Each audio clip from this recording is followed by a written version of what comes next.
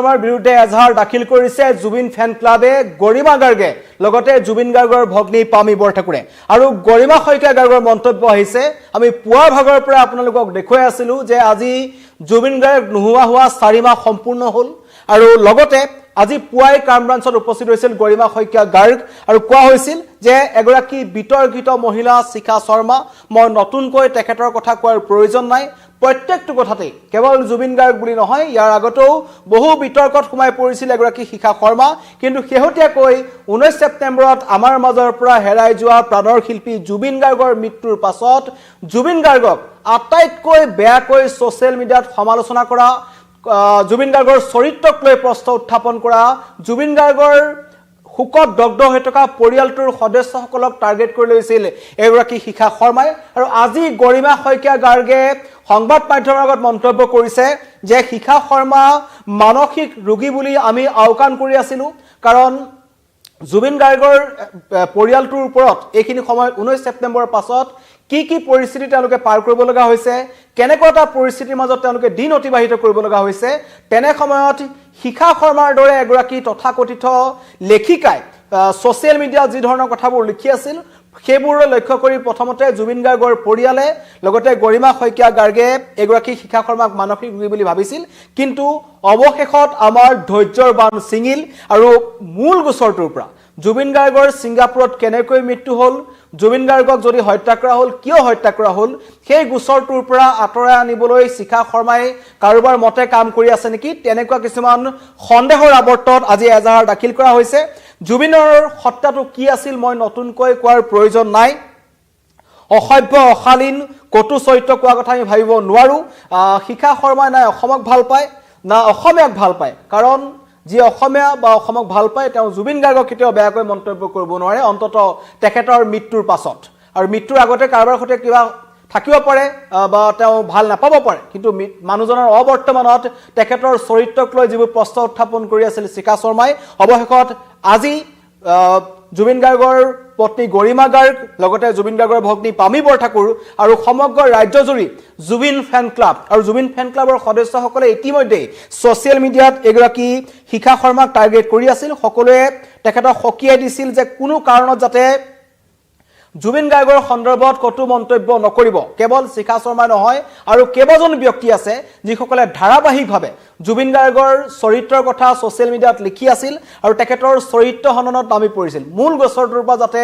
মানুহক আঁতৰাই আনিব পাৰি তাৰ কাৰণে তেওঁলোকে কাম কৰি আছিল বুলি গৰিমা শইকীয়া গাৰ্গে অভিযোগ উত্থাপন কৰিছে আৰু তাৰ মাজতেই অৱশেষত জুবিন ফেন ক্লাবৰ ফালৰ পৰা আজি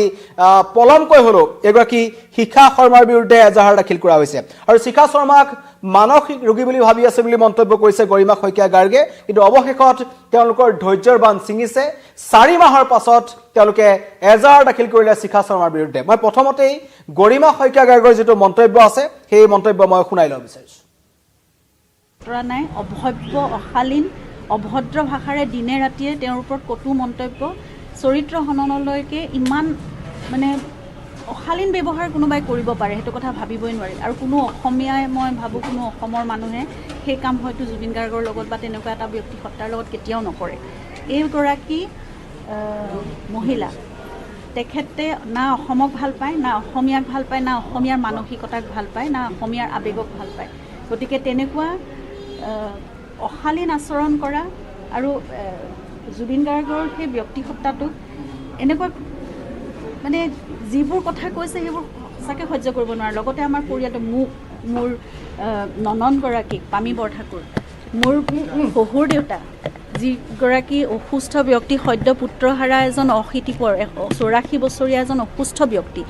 তেওঁকো এৰা নাই গতিকে কেনেকুৱা ধৰণৰ মানসিকতা হ'ব লাগিব গতিকে আমি ভাবিলোঁ আইনী ব্যৱস্থা এটা লোৱাৰ এটা বহুত মানে তুংগত আহি পৰিছে এই সময় সেইকাৰণে আজি আহিলোঁ আৰু ডিফেমেশ্যন তাৰ লগতে ক্ৰিমিনেল ইণ্টিমিডেশ্যন আৰু হেট স্পীচ ইত্যাদি এনেকুৱা ধৰণৰ কেইটামান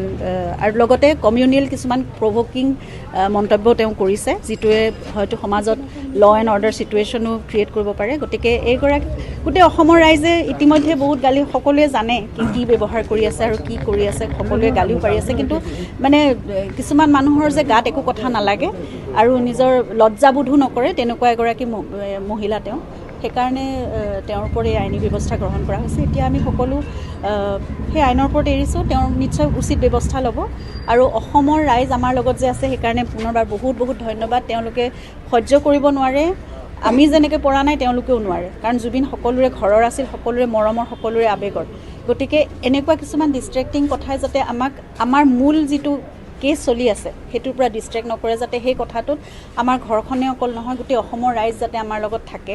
আৰু সেই কথাটোতে বেছি গুৰুত্ব প্ৰদান কৰি উচিত ন্যায় পোৱাত সেই দিশত আমি যাতে আগবাঢ়োঁ। এই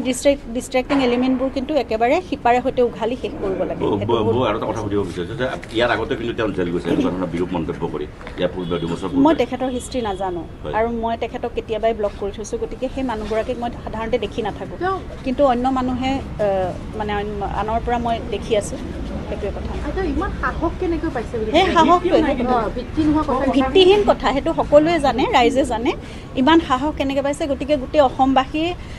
আছে, গোটেই সেই শক্তি আমাৰ লগত আছে নহয়, সেইকাৰণে আমি সেইখিনি শক্তি সেইখিনি সাহস লৈ আমি আগবাঢ়ি আহিব পাৰোঁ। আমি সত্যত আছোঁ, আমি কি কৰিছোঁ আমি কি নকৰিছোঁ সেয়া গোটেই অসমে জানে।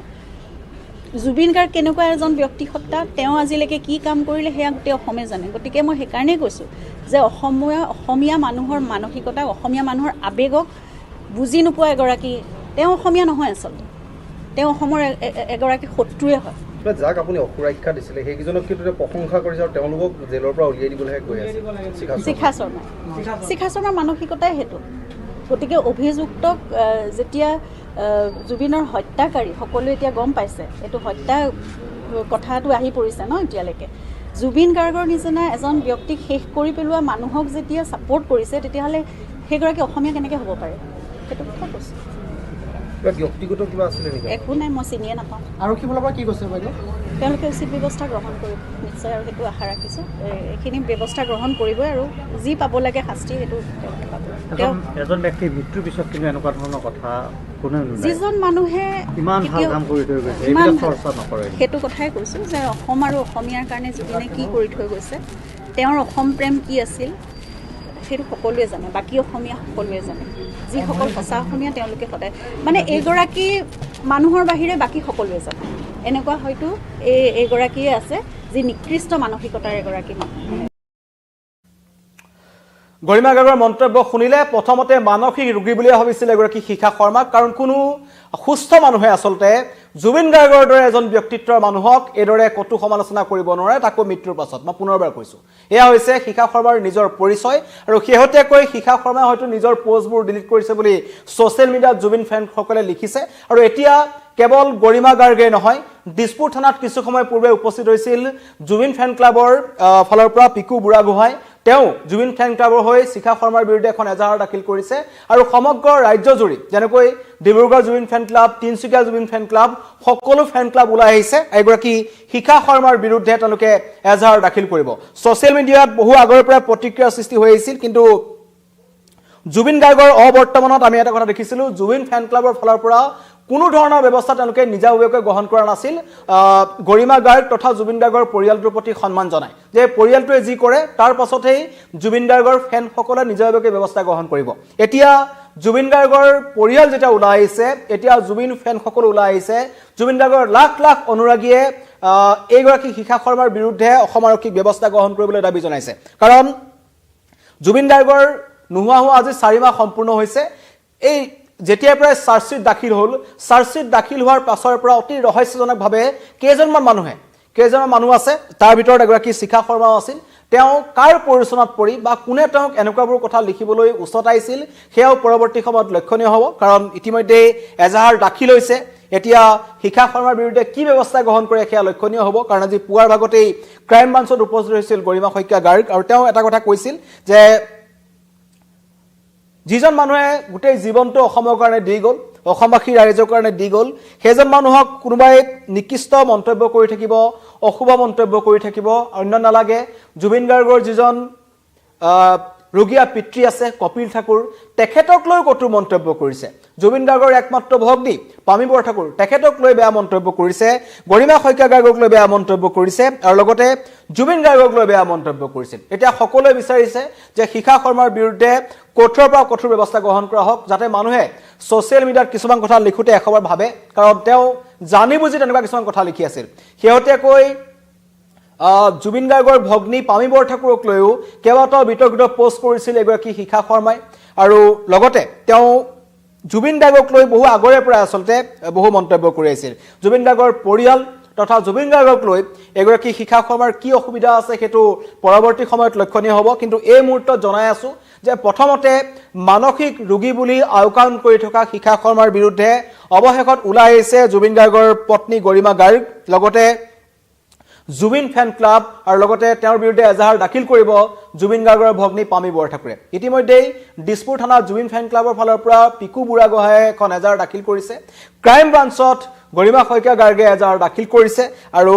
জানিব পৰা মতে দিছপুৰ থানাতেই জুবিন গাৰ্গৰ ভগ্নীও এজাহাৰ দাখিল কৰিব আৰু লগতে ৰাজ্যৰ বিভিন্ন প্ৰান্তৰ জুবিন ফেন ক্লাবৰ ফালৰ পৰা খবৰ আহিছে যে তেওঁলোকে পৃথকে শিখা শৰ্মাৰ বিৰুদ্ধে এজাহাৰ দাখিল কৰিব যাতে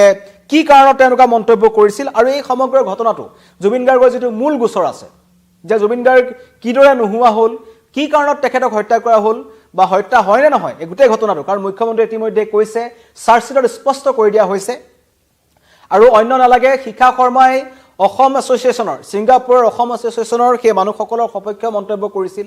জুবিন গাৰ্গৰ হত্যাৰ গোচৰত থকা 7জন অভিযুক্তৰ বিৰুদ্ধে তেওঁ সমৰ্থনত তেওঁ ফেচবুকত পোষ্ট লিখিছিল সেই পোষ্ট তেওঁ নিজেই লিখিছিল নে তেওঁক লিখিবলৈ কোৱা হৈছিল নে কাৰোবাৰ পৰিচনাত পৰি তেওঁ লিখিছিল সেয়া পৰৱৰ্তী সময়ত লক্ষণীয় হ'ব কিন্তু ছ'চিয়েল মিডিয়াত লাখ লাখ জুবিন অনুৰাগীয়ে যিটো কথা বিচাৰি আছিল সেইটো কথা বহু পলমকৈ হ'লেও আজি শুনিবলৈ পোৱা গ'ল যে অৱশেষত শিখা শৰ্মাৰ বিৰুদ্ধে ওলাই আহিছে জুবিন গাৰ্গৰ পৰিয়াল পৰৱৰ্তী সময়ত লক্ষণীয় হ'ব শিখা শৰ্মাৰ বিৰুদ্ধে অসম আৰক্ষীয়ে কি ব্যৱস্থা গ্ৰহণ কৰে ধন্যবাদ